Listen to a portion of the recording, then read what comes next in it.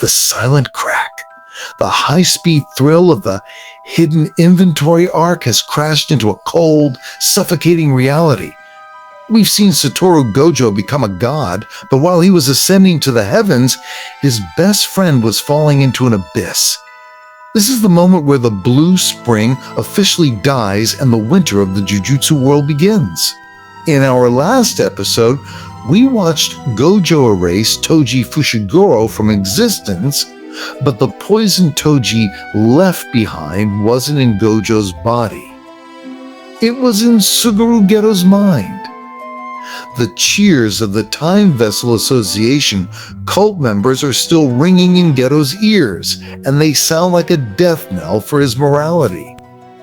Today, we step into the year 2007, a year of transition, isolation, and a choice that will change the fate of every sorcerer alive.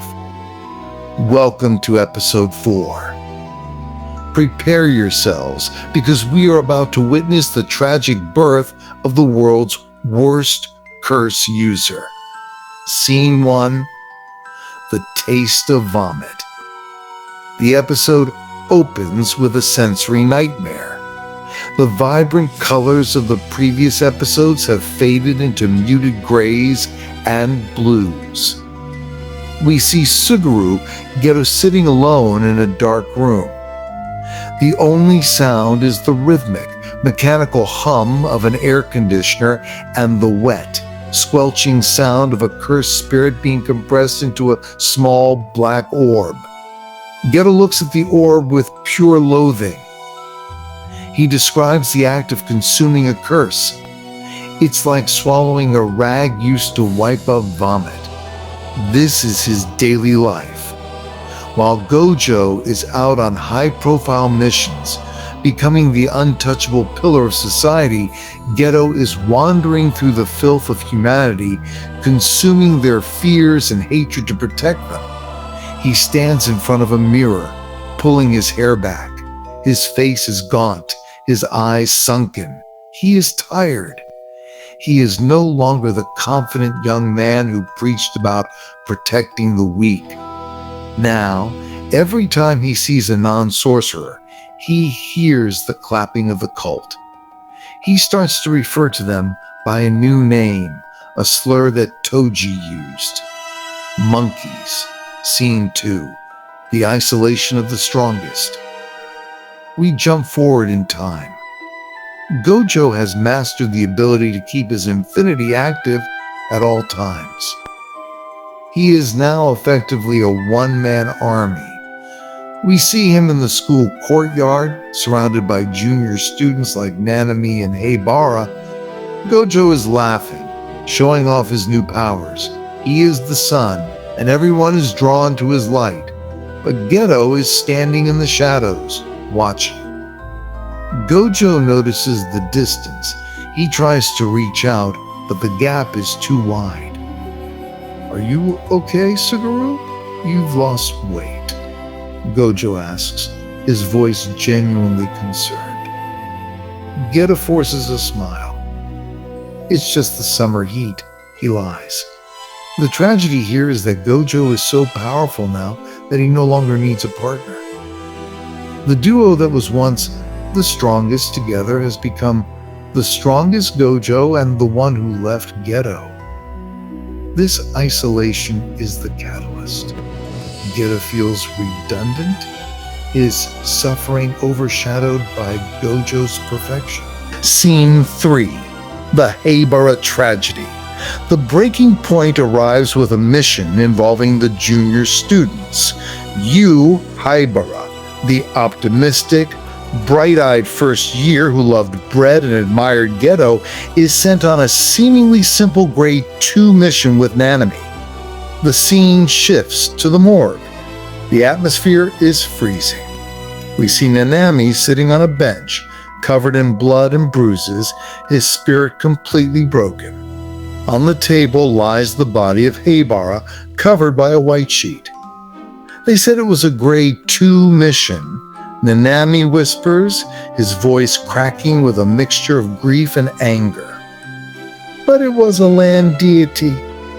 A grade 1. Why do we do this, Geto-san? Why do we keep throwing our lives away for people who don't even know we exist? Geto stares at Heibara's cold hand. This is the marathon of Jujutsu. It's a race where the finish line is just a mountain of your friends' corpses. The logic of protecting the weak finally shatters. If the weak create the curses that kill the strong, why protect the weak at all? Scene 4. The encounter with Yuki Tsukumo. While Geto is spiraling, he meets Yuki Tsukumo, one of the only other special grade sorcerers in existence. She rides into the school on her motorcycle, radiating a chaotic energy. She asks Geto her signature question, "What kind of women do you like?" But their conversation quickly turns dark. Yuki talks about her goal, a world where cursed spirits are never born. She explains that non-sorcerers are the source of cursed energy leakage. If everyone were a sorcerer, curses wouldn't exist. So, Geto says, his voice flat, "We just have to kill all the non-sorcerers." Yuki laughs it off, saying that's the extreme solution. But for Geto, it isn't a joke. It's a revelation. He realizes there are two paths: the path of the sorcerer, the marathon of death, and the path of the world without non-sorcerers, the end of the marathon. Scene 5. The village and the point of no return. Geto is sent on a solo mission to a remote village plagued by strange occurrences. He finds 2 young girls, Mimiko and Nanako, locked in a cage. They are bruised, terrified, and being blamed for the village's misfortunes because they possess cursed energy. The villagers surround Geto, screaming for him to kill the monsters. They are ugly, hateful, and ignorant. As Geto looks at the girls and then at the villagers, the sound of the cult's applause returns, louder than ever. The Vuk vomit-like taste in his mouth is unbearable. "I see," Geto says softly. The screen cuts to black. We hear the sound of hundreds of cursed spirits being unleashed. We hear the screams of 112 villagers. When the light returns, the village is a graveyard. Suguru Geto has made his choice. He rescues the 2 girls and disappears into the night. Scene 6. The final confrontation.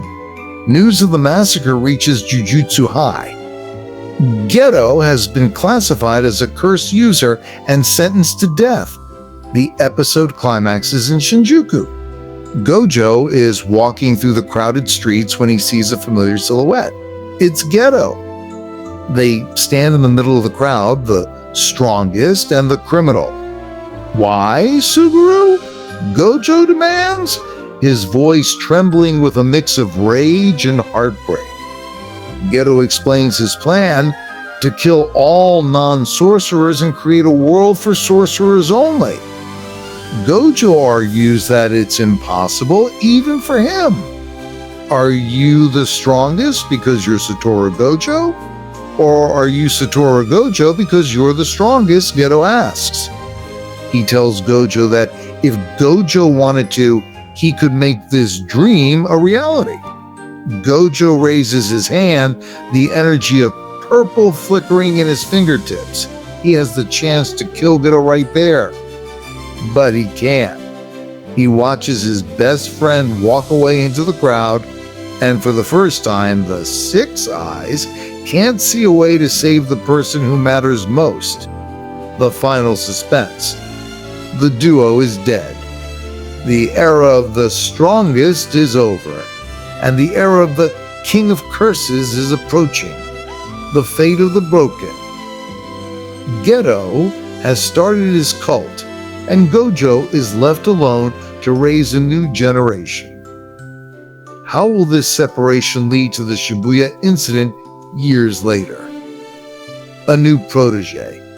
Gojo finds a young boy named Megumi Fushiguro. Will he be a tool for revenge or a beacon of hope? The modern era. Next time, we jump back to the present. It's time for the Shibuya incident to truly begin. If your heart is absolutely shattered, you aren't alone. Smash that like button and subscribe. We've finished the flashback, and the main story is about to get more brutal than ever. Press the bell icon for episode 5.